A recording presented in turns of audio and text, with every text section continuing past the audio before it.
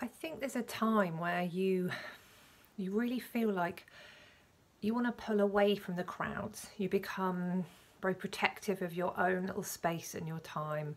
Maybe you don't want to go to lots of social things, and the people around you start to say things to you like, oh, I'm really, really worried about you, and I just think it's really unhealthy. You're isolating yourself, and you're you're not taking part in things, and you need to. You have to make your life about more than just this, and it can really make you feel 100 times more alone than you already did, and then you start to question yourself. And I just want you to know that those people, they don't get it. They couldn't possibly get it. It's completely the right thing. There is a time when you really haven't got anything else in the pot to give, to putting on a brave face, to making conversation, to warding off questions about your fertility, your treatment, your when are you having a baby, you know, all that stuff. You just know that the most protective, supportive thing that you can do for yourself is conserve your energy. And I do think it's really strange that we have in our society this culture that dictates that really the most healthy thing to do is always to be around others, is always to be communicating with others, to be finding our solace with others, to be seeking comfort from others. And nowhere in this is it considered to be a healthy thing to go off and consult yourself, to find solace with your own inner self, to be quiet in your own mind and in your own heart. I just think people are missing out on the fact that you've got this kind of inner best friend that can wrap you up and support you and give you kind feedback. And it's really important that we are allowed to retreat into our gathering space. So you're going to find that lots of people have never had something in their life happen that have caused them to break away like this. Sometimes people do, and they might instead adopt other behaviours that put up barriers. So they might do avoidance tactics. So they distract with something else rather than face what they're feeling and sit with it and work out how to carry whatever grief or sadness or difficulty they're going through. Instead, they distract themselves by doing things with other people. And that's one tactic. Another tactic is that people self-soothe with food, with alcohol, with drugs, with whatever. And when you're coping with fertility stuff, it's harder to do that stuff because part of you is trying to be vigilant a lot of the time around what you're eating and drinking and what you're doing. So I have found in my experience that it's actually a very normal and very healthy thing to go through patches whereby you do retreat to this gathering space and you want to be in your little sanctuary, you want to go to bed early, you want to just read, you want to just write your diary, or you're trying to find a way to accommodate these big feelings that are coming through you, these emotional side parts that are with you in your experience that you have to learn to exist with, because you can't push them away, you can't sellotape over them with some positivity. You know, you have to learn how to let them in and let them be there, run their course. So just to say, it's completely fine, it's completely normal, it's absolutely a healthy and right thing for you to be doing. And it won't be forever either. Even though we worry that, God, maybe I will be like this until I have a baby, and I don't know when that's going to happen, so that could be really bad for me. It won't be like that.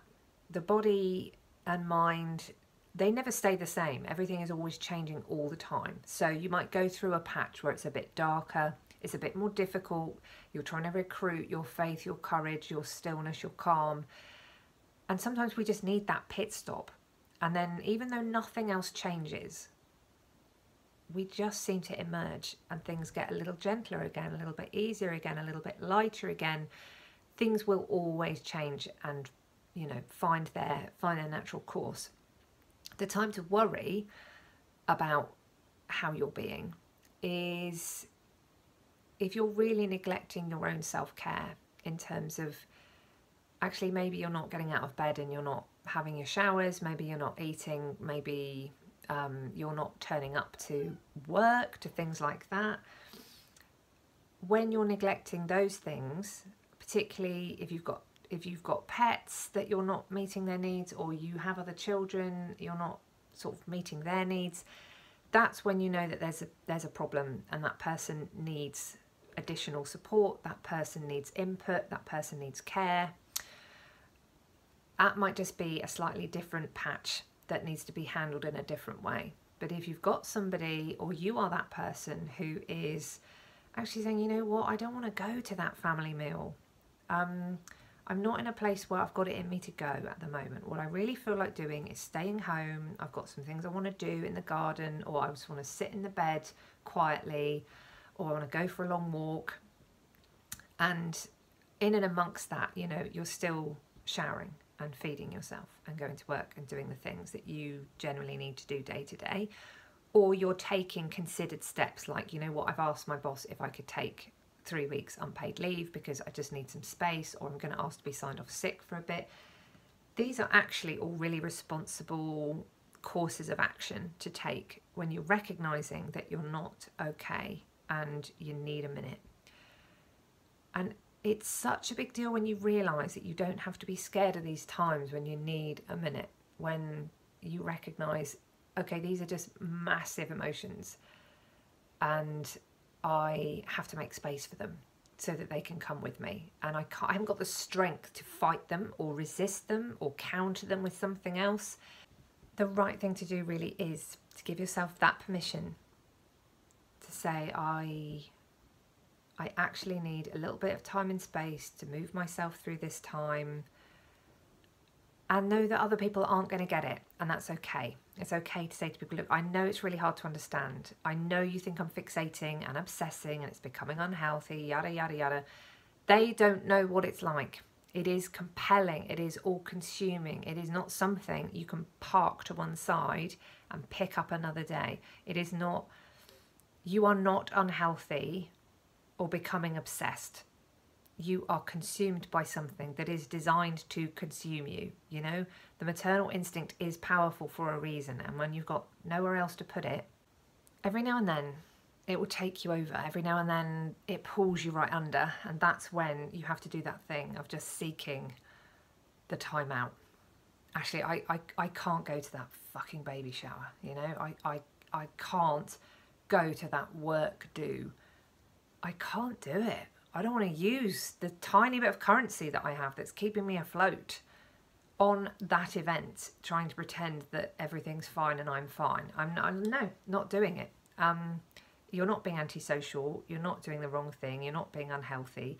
And connection is great when you're in a safe space and you feel heard and you can be yourself and you're being listened to and supported and encouraged. That's one thing, that's human connection worth having. But when you're turning up with people that aren't your people, or people who just aren't going to hold that safe space for you, you're the one who's going to have to use everything you've got to just get through. And why would you do that? You know, you are perfectly entitled to say to people, you may not get it.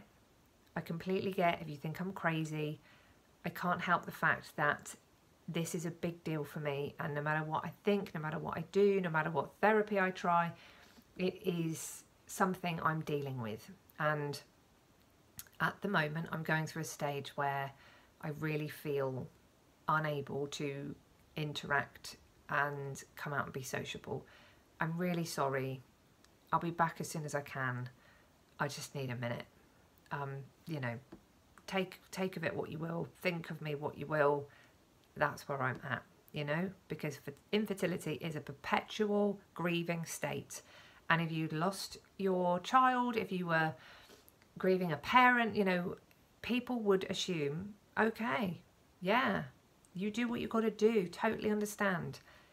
And when you're waiting for the baby that you're trying to have, you are constantly grieving, constantly working through the waves of denial and shock and anger and bargaining and all the parts of grief where your body's trying to process, I feel like I have a loss, I feel like there's a gap, I feel like there's a void, I'm missing someone deeply who isn't here, who I haven't met yet. And that's what it's like. So if you're in the gathering space, it will pass. You're doing the right thing by just drawing in, doing the things that you know are soothing and supportive and comforting. Absolutely keep doing those things. That's exactly what you should be doing. And you will come up, regardless of the circumstances or the situation, you will naturally just come up and start to feel a little bit better. So try to lean into it, try to surrender, try not to fight it. Just self-soothe, be calm, be kind to yourself, and you will emerge. So I hope that's helpful. Lots of love from me, and I'll see you in the next video.